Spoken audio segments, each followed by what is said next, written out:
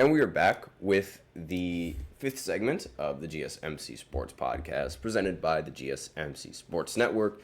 And in this fifth segment, we are going to be talking about who I think is going to be the NFL Comeback Player of the Year. Because now this segment, it was inspired. And I'm going to tell you who inspired it.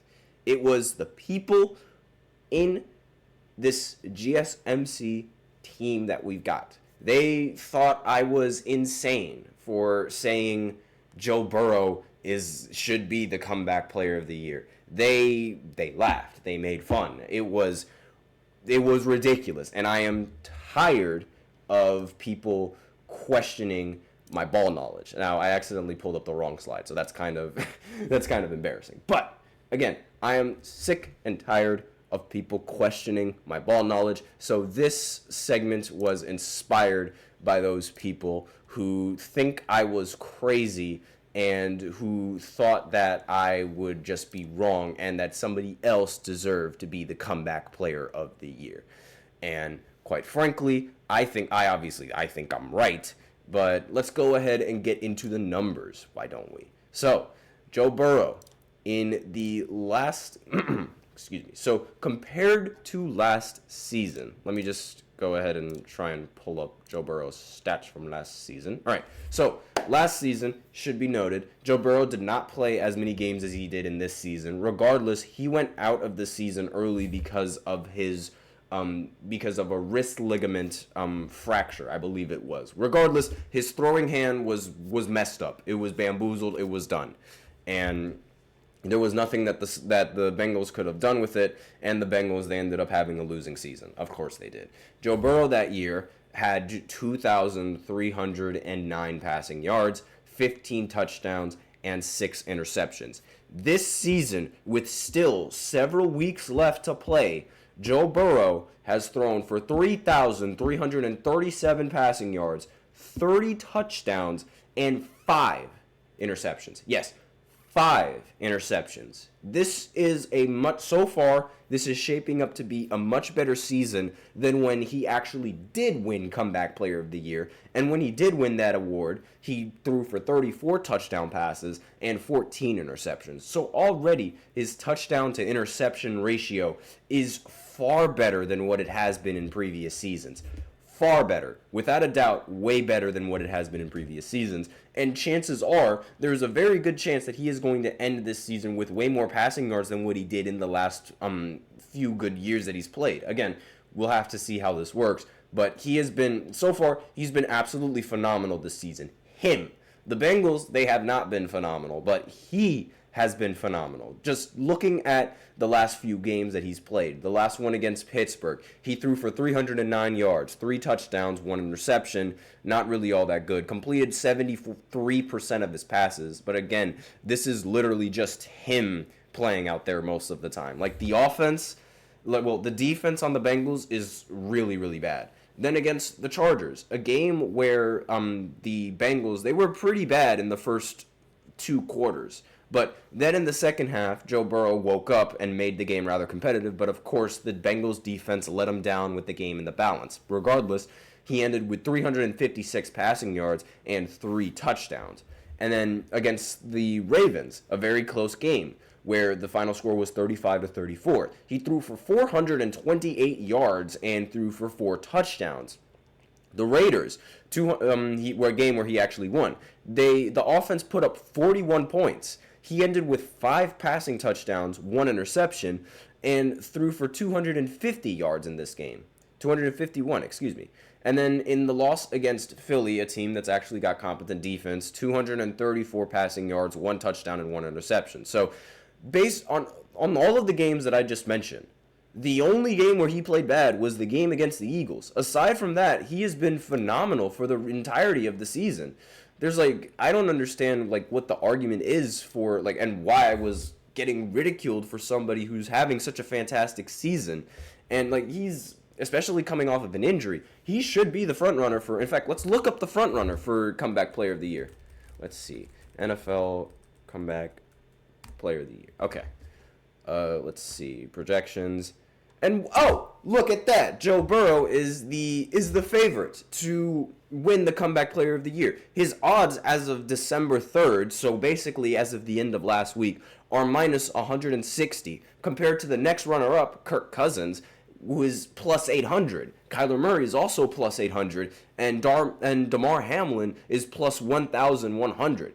Like, why was I getting made fun of for picking Joe Burrow? That is very, very confusing to me. Joe Burrow is a fantastic player. He's having a great season. And I think, again, not entirely sure, I think that the player that they all thought was going to win comeback player of the year, not entirely sure, I believe they said it was George Pickens. It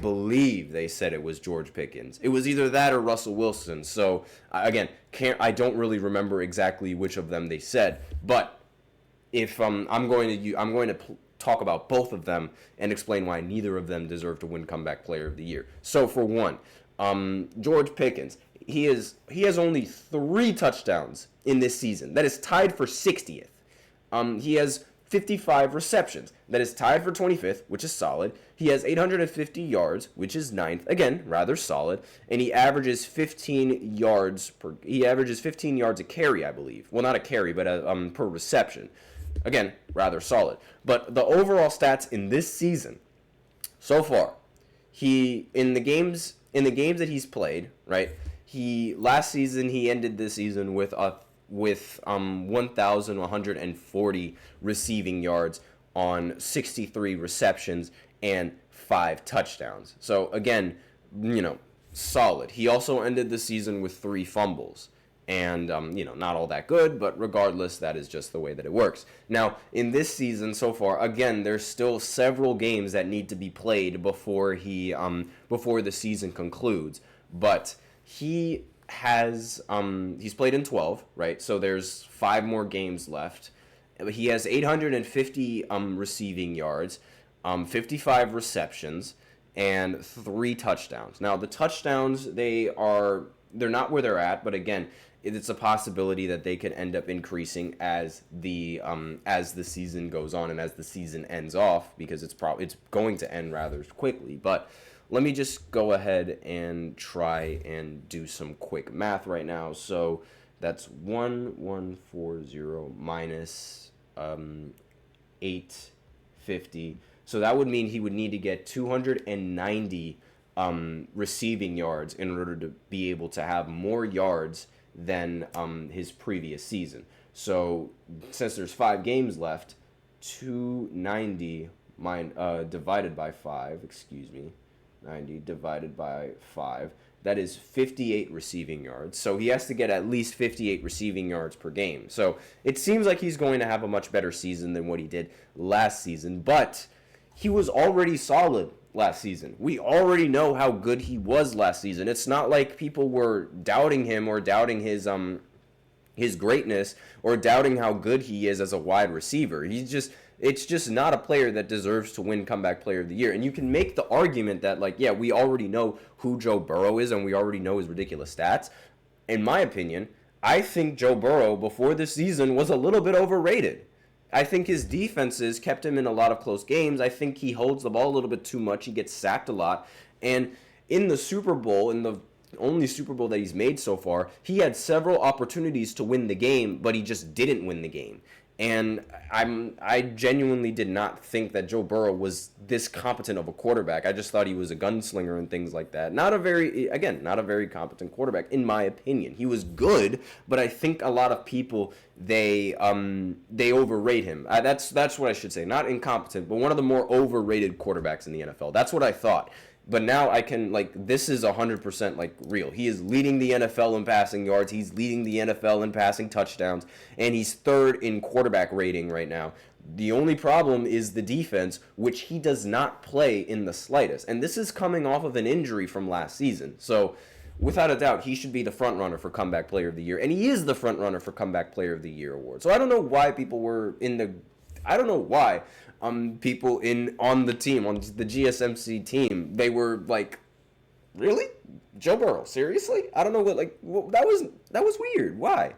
And then Now going into Russell Wilson, I don't think they mentioned Russell Wilson, but I'm just bringing him up just in case. I mean, we all know Broncos country, let's ride, a big failure. But last season, he was really solid with Broncos. He had 3,000 passing yards, 26 touchdowns, and 8 interceptions. Now, the team, they didn't really do all that well in the 2023 season. They were third in the AFC West. But like again, it's not all that it's not that grim. Actually, they're third in the AFC West now, I believe. But last season when they had Russell Wilson, they were not all that good. I mean, the Broncos, with Russell Wilson, it was seen as a failure. It was seen as a really bad decision to bring in Russell Wilson. And I mean, that team, they were just not all that good. It was really not all that good. I mean, they were able to pick it up a little bit after their bye week, but still they were losing a lot of games, and it's like, not a very good thing. And I believe they finished the year 8-9. Again, they were expected to be much better. But with Russell Wilson, when we're looking at his stats, his stats in this season compared to what they were last season. Obviously, he's missed a couple of games, so that's not really a fair comparison. I totally understand that. But still, it's not like he was it's not like he was very, very bad. So he doesn't deserve to be Comeback Player of the Year award. He doesn't deserve to be Comeback Player of the Year either. So it should be Joe Burrow. He is already the front runner for winning the award. It definitely should be Joe Burrow. I don't know why I was made fun of for this, but that's my take. Let me know in the comments what you guys think and who you guys would rather see win Comeback Player of the Year. So I'll be right.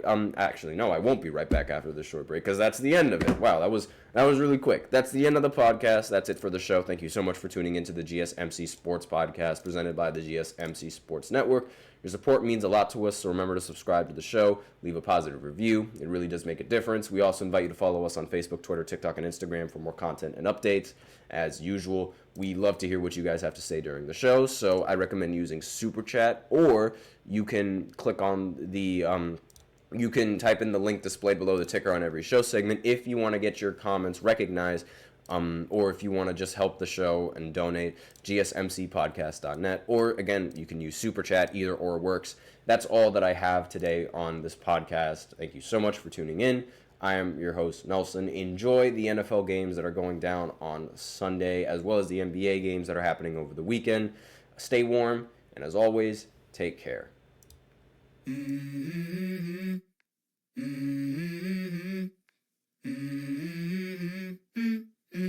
Let's go. I wake up to a little bit of drool on my pillow, feel like it's gonna be a bad day. Yeah, I'm tired of shit, and the coffee ain't hit yet. Damn, ain't that great. I don't want